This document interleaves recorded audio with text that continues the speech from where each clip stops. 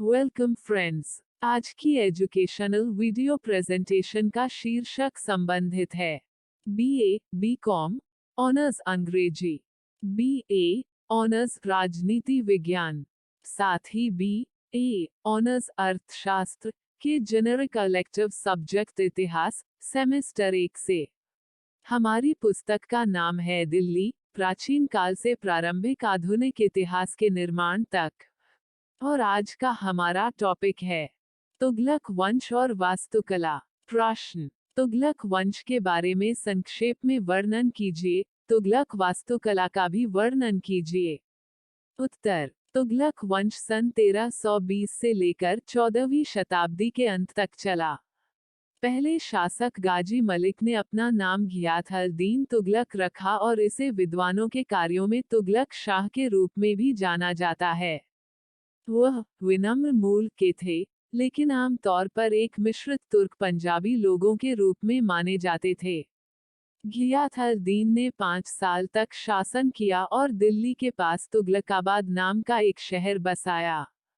Vincent Smith जैसे कुछ इतिहासकारों के अनुसार वह अपने बेटे जूना खान द्वारा मारा गया था, जिसने तब सन 1325 में सत्ता संभाली थी।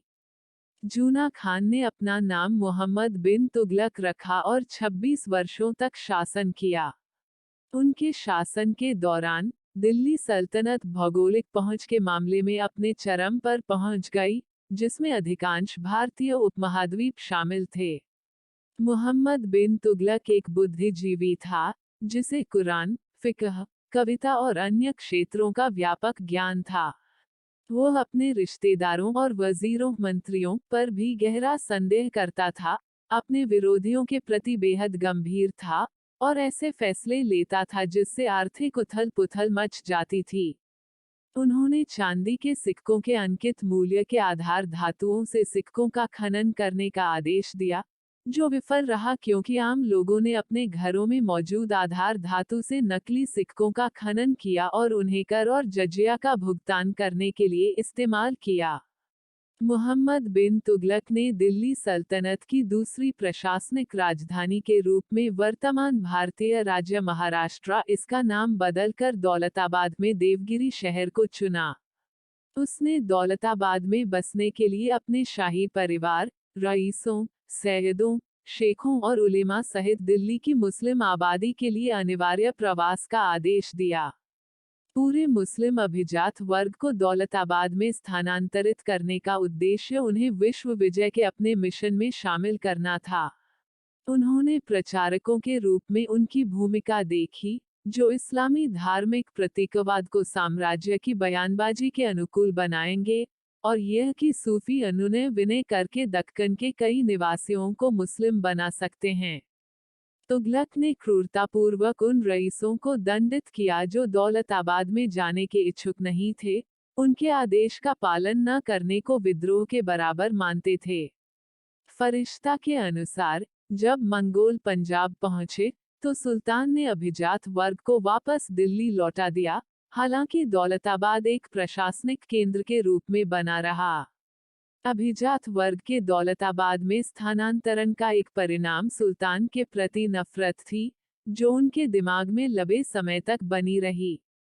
दूसरा परिणाम यह था कि वह एक स्थिर मुस्लिम अभिजात वर्ग बनाने में कामयाब रहे और इसके परिणामस्वरूप दौलताबाद की मुस्लिम आबादी में वृद्धि हुई, जो दिल्ली नहीं लौटे, जिसके बिना विजयनगर को चुनौती देने के लिए बाल्मनिद साम्राज्य का उदय संभव नहीं होता। दक्कन क्षेत्र में मोहम्मद बिन तुगलक के कारनामों ने मंदिरों के विनाश और अपवित्रता के अभियानों को भी चिन्हित किया। उदाहरण के लिए, स्वयंभू शिव मंदिर और हजार स्तंभ मंदिर।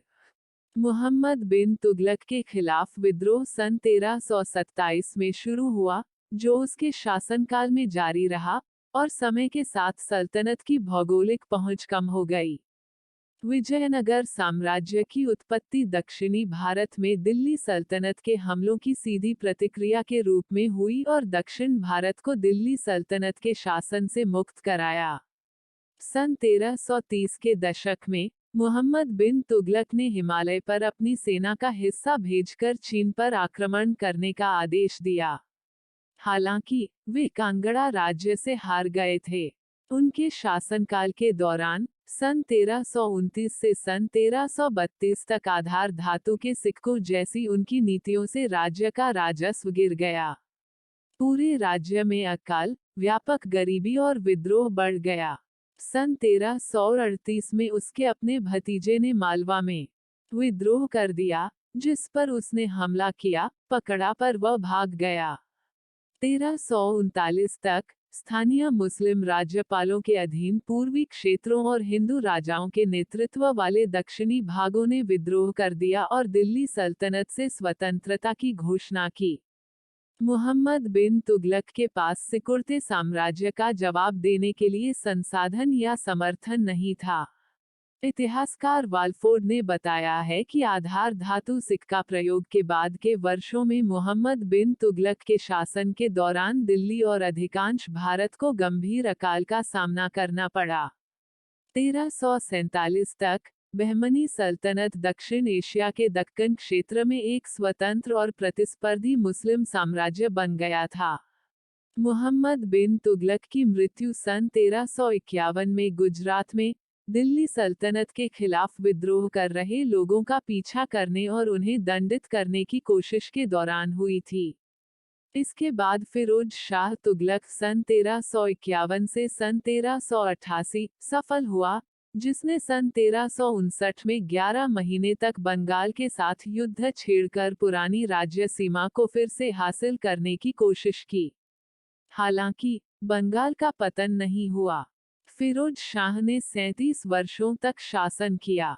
उनके शासनकाल ने यमुना नदी से एक सिंचाई नहर चालू करके खाद्य आपूर्ति को स्थिर करने और अकाल को कम करने का प्रयास किया। एक शिक्षित सुल्तान फिरोज शाह ने एक संस्मरण छोड़ा। इसमें उन्होंने लिखा है कि उन्होंने यातना के अभ्यास पर प्रतिबंध लगा दिया, जैसे कि विच्छेदन, आंखों से फाड़ना, लोगों को जिंदा जलाना, सजा के तौर पर लोगों की हड्डियों को कुचलना, गले में पिघला हुआ सीसा डालना, हाथों और पैरों में कील ठोकना आदि। उन्होंने यह भी लिखा कि उन्होंने राव, शिया, मुस्लिम और महदी संप्रदायों द्वारा लोगों को अपने धर्म में धर्मांतरित करने के प्रयासों को बर्दाश्त नहीं किया, और न ही उन्होंने उन हिंदुओं को बर्दाश्त किया जिन्होंने मंदिरों के पुनर्निर्माण की कोशिश की जिन्हें उनकी सेनाओं ने नष्ट कर दिया था। फिरोज शाह तुगलक ने हिंदुओं को सुन्नी इस्लाम में धर्मांतरित करने वालों के लिए करों, साथ ही जजिया से छूट की घोषणा करके और उपहारों और सम्मानों के साथ नए धर्मांतरित लोगों को शामिल करने के लिए अपनी उपलब्धियों को सूचीबद्ध किया। इसके साथ ही उन्होंने करों और जजिया को बढ़ाया, 3 स्तरों पर इसका आकलन किया और अपने पूर्ववर्तियों के अभ्यास को रोक दिया, जिन्होंने ऐतिहासिक रूप से सभी हिंदू ब्राह्मणों को जजिया से छूट दी थी।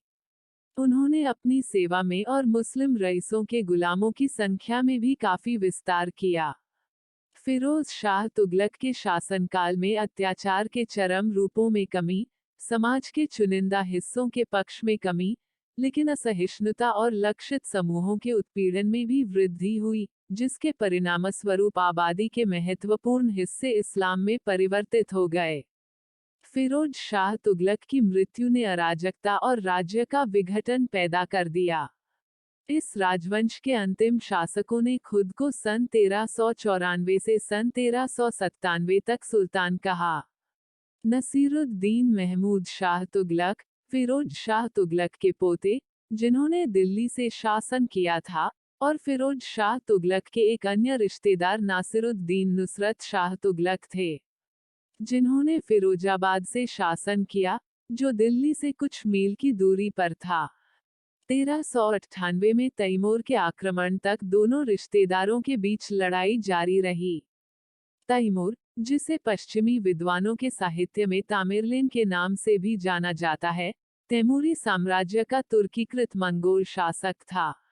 वह दिल्ली सल्तनत के शासकों की कमजोरी और झगड़ों से अवगत हो गया था, इसलिए उसने अपनी सेना के साथ पूरे रास्ते लूटपाट और हत्या करते हुए दिल्ली की ओर कूच किया। दिल्ली में तैमूर द्वारा नरसंहार का अनुमान 100,000 से 200,000 लोगों के बीच है। तैमूर का भारत में रहने या शासन करने का कोई इरादा नहीं था। उसने उन जमीनों को लूटा जिन्हें उसने पार किया, फिर लूटा और दिल्ली का निर्माण किया। 5 दिनों में तैमूर और उसकी सेना ने नरसंहार किया, फिर उसने धन एकत्र किया, महिलाओं पर कब्जा कर लिया और लोगों, विशेष रूप से कुशल कारीगरों को गुलाम बना लिया और इस सारी लूट के साथ समरकंद लौट गया। दिल्ली सल्तनत के भीतर लोगों और भूमि को अराजकता और महामारी की स्थिति में छोड़ दिया गया था।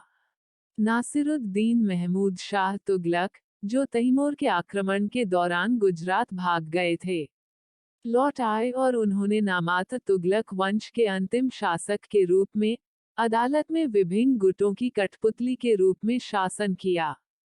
तुगलक वास्तुकला पाकिस्तान के मुल्तान में शाह रुकन आलम सन 1320 से सन 1324 में निर्मित का मकबरा, बहुरंगी चमकीली सजावट वाला एक बड़ा अष्टकोणीय ईंट निर्मित मकबरा है जो ईरान और अफगानिस्तान की शैलियों के बहुत करीब रहता है।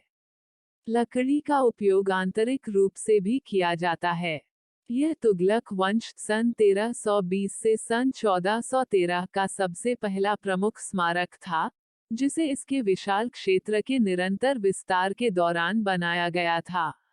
यह सुल्तान के बजाय एक सूफी संत के लिए बनाया गया था, और कई तुगलक मकबरों में से अधिकांश बहुत कम उत्साहजनक हैं।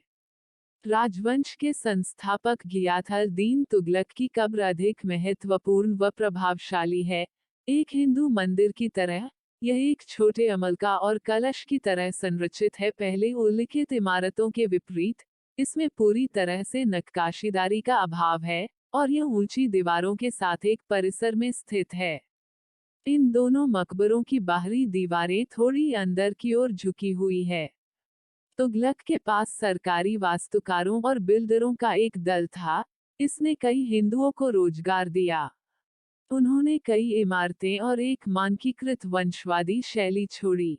तीसरे सुल्तान फिरोज शाह सन 1351 से सन 1388 के बारे में कहा जाता है कि उसने स्वयं भवनों का डिजाइन तैयार किया था, और वह राजवंश का सबसे लंबा शासक और महानतम निर्माता था। हिसार, हरियाणा में उनका फिरोज शाह पैलेस कॉम्प्लेक्स सन 1354 में शुरू हुआ एक खंडहर है, लेकिन अभी भी इसके कुछ हिस्से अच्छी स्थिति में हैं। उनके शासनकाल की कुछ इमारतें ऐसे रूप लेती हैं जो इस्लामी इमारतों में दुर्लभ या अज्ञात थीं। उन्हें दिल्ली में बड़े हौस खास कॉम्प्लेक्स में दफनाया गया था, जिसमें उनके काल और बाद की सल्तनत की कई अन्य इमारतें थीं, जिनमें कई छोटे गुंबददार मंडप शामिल थे, जो केवल स्तंभों द्वारा समर्थित थे। इस समय तक भारत में इस्लामी वास्तुकला ने पहले की भारतीय वास्तुकला की कुछ विशेषताओं को अपनाया था, जैसे कि इसके किनारों के चारों ओर मोल्डिंग, साथ ही कॉलम और ब्रैकेट और हाइपोस्टाइल हॉल। फिरोज की मृत्यु के बाद तुगलकों का पतन हो गया, और दिल्ली के बाद के राजवंश कमजोर हो गए। निर्मित अधिकांश स्मारकीय इमारतें मकबरे थीं, हालांकि दिल्ली में प्रभावशाली लोदी गार्डन फव्वारों, चारबाग उद्यानों, तालाबों, मकबरों और मस्जिदों से सुशोभित का निर्माण लोदी वंश द्वारा किया गया। तो कुल मिलाकर इस प्रस्तुति में हमने तुगलक वंश और तुगलक वास्तुकला से संबंधित जानकारियां प्राप्त की। प्रस्तुति समापन। आपका धन्यवाद। Disclaimer: This notes has been made after a lot of research, yet the accuracy of the answers may vary. The author assumes no responsibility or liability for any errors or omissions in the content of this notes.